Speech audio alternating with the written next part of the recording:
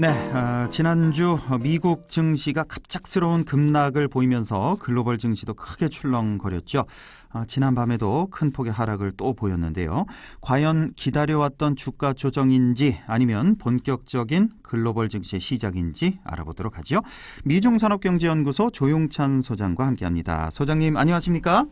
예, 안녕하십니까? 예, 지난주에 크게 한 방을 맞아서인가요? 잘 나가던 미국 증시가 기술주를 중심으로 갑자기 출렁거린 그 모습이었는데 그 이유를 어디서 찾을 수 있을까요? 네, 아무래도 미국 증시가 보통 고점 대비 10% 정도 하락하면은 약세장으로 진입했다고 판단 내리게 되는데요. 예. 미국의 나스닥 지수 같은 경우는 이번 장에 주도주 역할을 해왔는데 정확히 10% 하락을 했습니다. 예. 아무래도 파생 상품의 일종인 콜 옵션을 사용한 투기 거래 물량들이 한꺼번에 쏟아졌기 때문에 그런데요. 잠깐만요. 콜 옵션을 사용한 투기 거래 때문이다. 한마디로 이렇게 네, 정리를 할 수 있다. 콜 옵션이라는 게 뭐죠? 간단히만 좀 설명해 주신다면. 예, 콜 옵션이라는 것은 미리 정한 가격에 개별 종목을 구입할 수 있는 권리를 말하게 되는데요. 아무래도 주가지수 선물 옵션도 있지만 개별 종목과 관련된 상품으로 구성된 게 콜 옵션, 풀 옵션이라고 하는데요. 예. 아무래도 이런 제도는 미국에서 1983년도에 도입이 됐고요. 우리나라 같은 경우에도 최근에 2001년부터 도입이 됐는데 아무래도 지수보다는 개별 종목이 오히려 불공정 거래 행위를 좀 적게 할 수 있고 시장에 유동성을 공급해 줄 수가 있기 때문에 이런 장점이 있어서 도입을 했다고 합니다. 예, 그러니까 이 콜 옵션이라는 게 이제 미리 정한 가격으로 개별 종목을 구입할 수 있는 권리를 말하는데 그러면 이게 맞나 모르겠네요. 이 콜 옵션을 행사한다는 것은 좀 주가가 상승할 가능성이 많다. 이렇게 해석해도 될까요?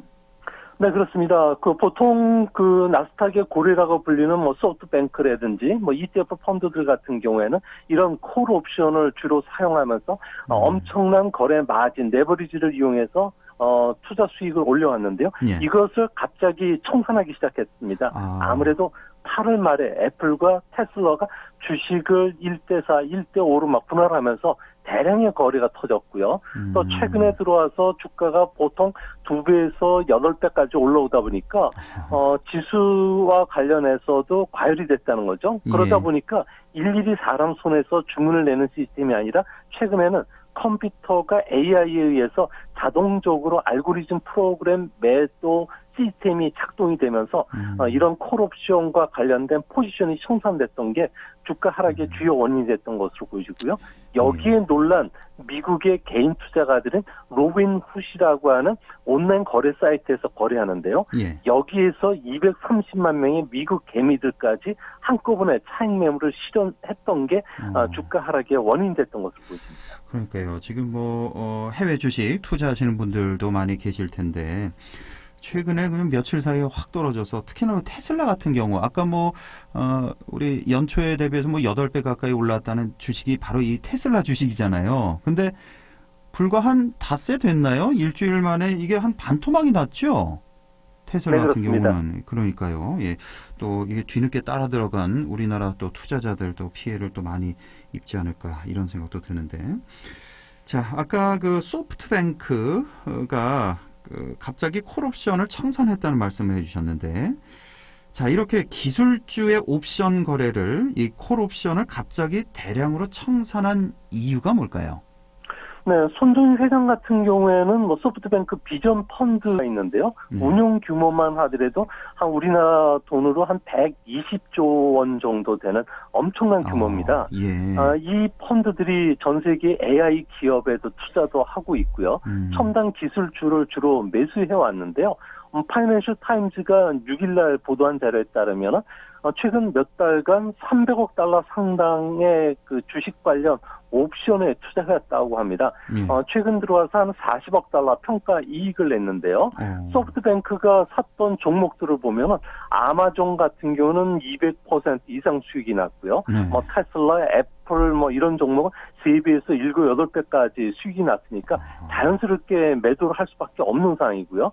이게 단순 주가 상승이지 보통 콜옵션을 구사하면은 현물의 한 10배 정도 효과를 주기 때문에 실제 테슬라가 7배에서 8배 올랐다고 하면은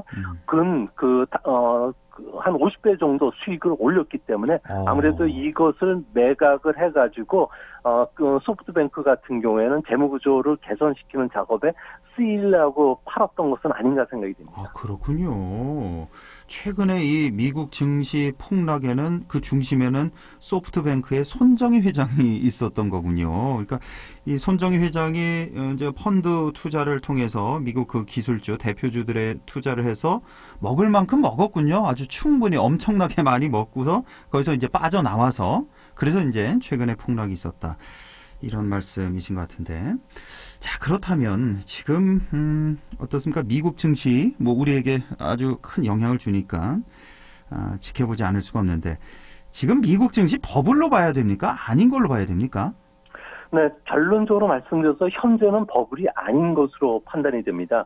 이렇게 보는 근거는 아무래도 대형 IT 기업이죠. 가팜이라고 할 수 있는 미국을 대표하는 초대형 5개 주뿐만 아니라 미국 전체 기술주들 같은 경우에는 시장 예상을 상회하는 결산 실적들이 꾸준하게 발표가 되고 있고요. 예. 또 블룸버그 집계에 따르면은 미국을 대표하는 500개 기업의 지수인 S&P 500 기업들을 봤을 경우에 2분기 이번에 실적은 마이너스 30.8% 감소했지만 2001년부터는 플러스로 전환이 되기 때문에 뭐 아무래도 실적 회복이 V자형 보인다는 겁니다. 예. 다만 투자가들이 현재 걱정하는 점은 1990년 이후 30년간의 미국 증시를 보면은 9월 달에는 어김없이 조정을 줘왔고요. 예. 특히 36년 만에 올해는 가장 큰 폭의 상승을 경험했기 때문에 빅테크 기업을 중심으로 해서는 좀 쉬었다 가자는 그런 분위기가 강해졌기 때문에 이번에 조정이 좀 깊게 찾아온 것은 아닌가 보여집니다. 그렇군요. 우리가 왜 흔히 가파 주식이라는 말은 많이 들어봤어요. 그래서 GAFA죠, 약자. 그래서 뭐 구글, 뭐 아마존, 페이스북, 애플 여기에 이제 M이 하나 더 들어갔군요. 가팜 주식이라고. M은 네, 마이크로소프트, 예, MS까지 예. 들어와서 이제 5개. 자, 이렇게 됐고. 자, 이제 버블은 아니다. 상승 여력이 앞으로도 있다는 말씀이시고. 자, 그런데 이번 주가 조정은 깊지 않고 지난 6월처럼 바로 회복될 것이다. 이렇게 보고 계시는 건데, 자, 그 근거는 어떻게 됩니까? 아무래도 미국 증시 같은 경우에는 현재 소프트뱅크가 먼저 총을 쏘긴 했지만 현재로서는 특별한 악재는 없습니다. 때마침 현재 공포지수라고 하는 빅스 지수가 7월 초에 다시 30선을 돌파를 했는데요. 예. 이 때문에 울고 싶었는데 누가 뺨을 때리는 격으로 차익 매물이 출회될 수밖에 없었던 것으로 보여지고요. 이 빅스 지수 지난번에 한번 소장님이 소개해 주셨죠. VIX라고 해서 빅스 지수라고 해서 이게 공포 지수? 그래서 이 지수가 네, 높을수록 좀 안 좋은 거죠? 위험한 거죠? 네, 그래서 시카고 옵션 거래소가 산출하는 방식인데요. 예. 주가 변동률을 가지고 판단하는 지수인데요. 보통 미래 주식 동향이 불안해지면은 아무래도 공포 지수가 올라가게 되고요. 예. 30선 위에서는 아무래도 프로그램 매도 물량이 자동적으로 나오기 때문에 프로나 아마추어들이 이번 참에 아예 그냥 차익 매물 시키고 다시 한 박자 쉬었다 가겠다는 그런 분위기가 컸었던 것으로 보여집니다. 그러니까 원래 9월, 10월 주가 조정을 예상을 해왔는데 이 빅스 지수, 공포 지수가 때마침 30선을 넘어서 그래서 다들 내다 판 거였군요. 근데 이번 주가 조정이 몇몇 개별 종목에 과도하게 집중됐던 그 왜곡된 수급 구조를 이번에 해소시켜줄 수 있는 기회가 되기 때문에 오히려 좀 길게 보면은 더 건강한 주식시장을 만드는데 큰 도움이 되지 않을까 보여집니다. 그동안은 너무 한쪽으로만 몰렸잖아요. 뭐 대형 기술주들을 중심으로 해서. 네, 그렇습니다. 가팜이라고 하는 종목들을 중심으로 해서는 뭐 워낙 시총이 1.5배 정도 더 커지면서 나스닥 지수도 역사상 최고치를 기록한 만큼 다른 뭐 다우나 S&P 지수 쪽에서도 좀 가치주라든지 이런 종목들이 이제 다시 재평가를 받는 이런 계기가 되지 않을까 보입니다. 하긴 한쪽으로 쏠리긴 너무 쏠렸어요. 이 가팜 주식 말고도 테슬라 같은 경우는 제가 조금 전에 이렇게 찾아보니까 한 1년 전에 비해서 근 10배 가까이 올랐더라고요. 그러니까 참 너무나 비정상적인 이런 상황이었는데 이게 이제 뭐 건강하게 조정이 될 그런 좋은 방향으로 볼 수도 있다 이런 말씀이시고, 자 공포지수 빅스지수 말씀을 해주셨는데 이게 이제 30 돌파를 했는데 이 공포지수가 상승함에 따라서 자 그렇다면 향후에 주식시장에는 어떤 영향을 줄 것 같습니까?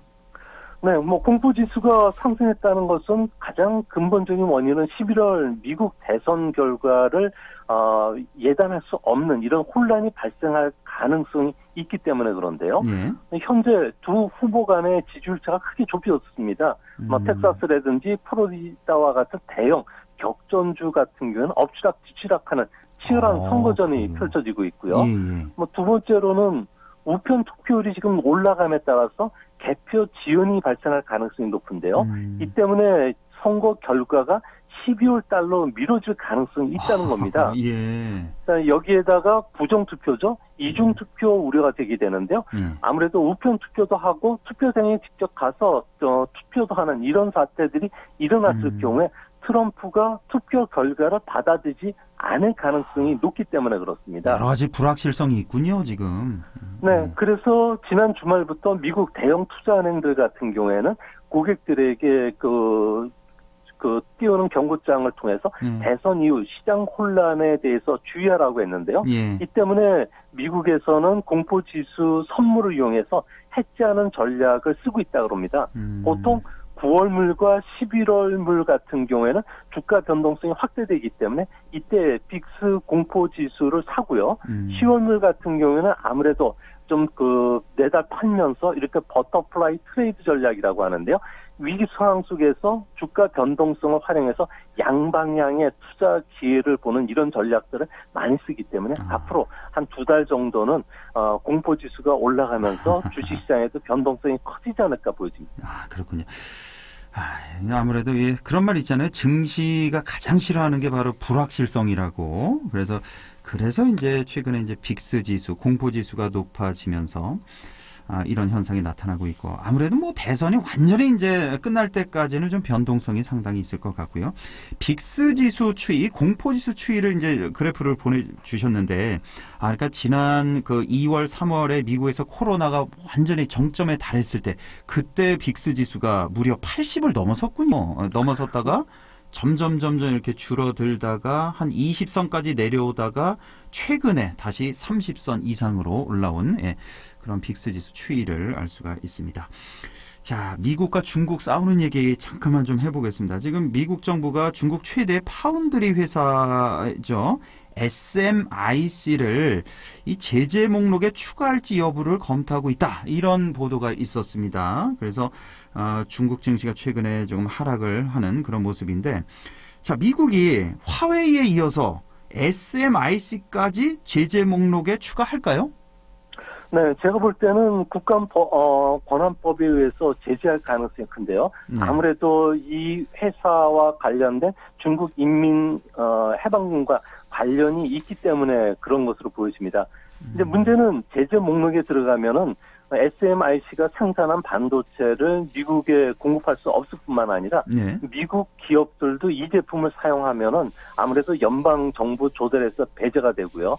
또한 전략물자로 묶였던 품목들에 대해서는 중국의 SMIC에 수출을 할 수가 없게 됩니다. 이렇게 되면 SMIC 같은 경우는 현재 막 공정이 시작된 14나노미터의 칩 생산과 관련해서는 아무래도 미국 장비를 쓸 수가 없다 보니까 앞으로 SMIC 같은 경우는 현재 삼성이나 대만의 TSMC를 따라가기 위해서 노력하는데 현재는 5년 정도 기술차가 벌어져 있는데요.